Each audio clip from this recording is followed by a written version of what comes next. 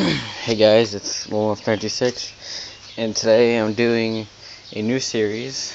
I can't talk. It's a rebuild series of a Briggs and Stratton 4-horse non-overhead valve.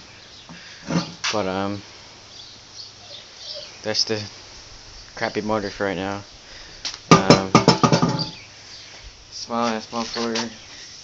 I'm gonna put a header on it. This is solid as a rock. It's the fuel line. Everything's rusted. It runs, but I don't want to start it up. But all that. We got a weird ass fuel shutoff valve.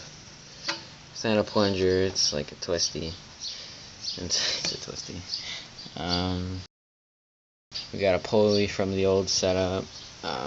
It does have compression, but not a lot. That's what I'm scared of.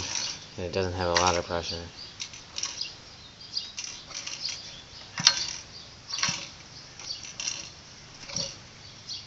Yeah, but it's got a little bit of compression. But I don't know if it's just because it's a low horsepower. Because I've only worked with twins and my 8-horse. So, drop the comments from below. So yeah. Rate, subscribe, and share this video. And stay tuned for the next one. See you then.